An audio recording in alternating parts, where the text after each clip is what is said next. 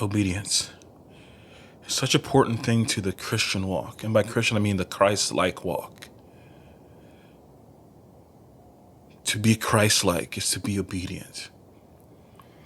1 Samuel says, has the Lord great delight in burnt offerings and sacrifices, as in obeying the voice of the Lord?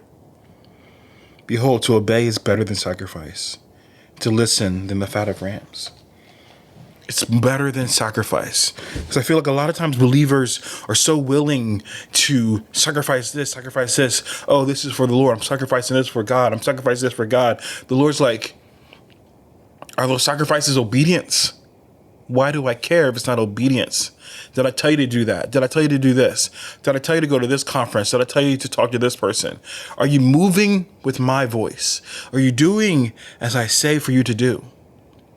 Or are you just throwing out these sacrifices saying they're for me? I don't need your sacrifices. I don't need you to throw these things for me. I don't need you to get on your knees, to do all these different actions and not obey. If I tell you to do those actions, yes, obedience is better than sacrifice. But if you're just doing it because you think you're supposed to, why are you messing? Why?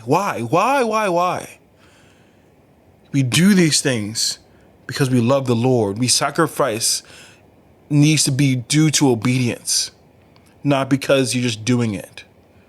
Not because it becomes a religious action where you're just doing these things over and over again. You just fast to fast. You do this, do this. Do you fast because you love God, or do you fast because you're supposed to? Do you tithe because you love God, or do you tithe because you're supposed to? Do you talk to this person off the street because you're supposed to, or because you love the Lord and the Lord has told you to do it out of obedience? Are you moving as a person who only does what they see the Father do, only says what they hear him say? Are you moving as a person walking in obedience? Such an important part of the Christ-like walk is obedience. The Old Testament is full of people sacrificing stuff. Even into the New Testament, our lives are full of sacrifice. We're giving up this, we're giving up this, we're giving up this. And we find ourselves becoming more and more dejected, more and more feeling the mundaneness of life. You're like looking to God like, God, I've sacrificed all these things. Why aren't you moving on my behalf? Why aren't you giving me this? Why aren't you helping me with this? Why aren't you walking me through these hardships? I've given up so much. The Lord's like, did I tell you to give those things up? Are those things obedience? Or are you just doing them to do them? I want you to obey me and let me lift you up. I want you to obey me and let me be the one who guides you to the things you need to be guided to. Obedience, obedience, obedience. Stop fighting me. Stop trying to go your own way. Obey.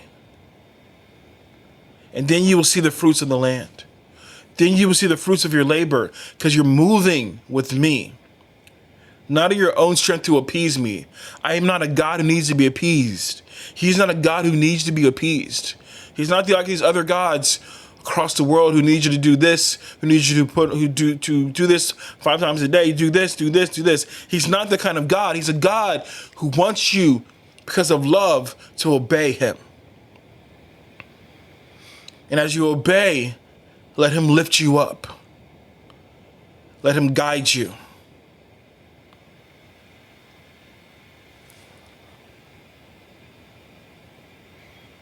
John says, if you love me, you will keep my commandments. So let's be people because of love. Because we walk out that first commandment. We love the Lord our God with our heart, soul, mind, and strength. Because of that love, we obey.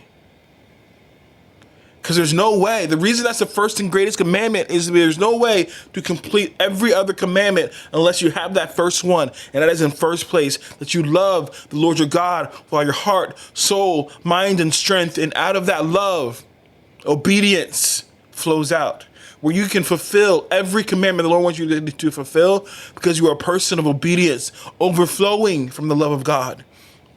So that when you talk to the person who needs salvation, when you talk to the person who's in need, you're doing it out of obedience because the Lord has sent you to that person. You're moving with power. Your hand is moving with healing power. You're moving in a way that changes lives because you're moving through obedience, not through your own might and strength. So let us all be people of obedience. Be blessed. Amen.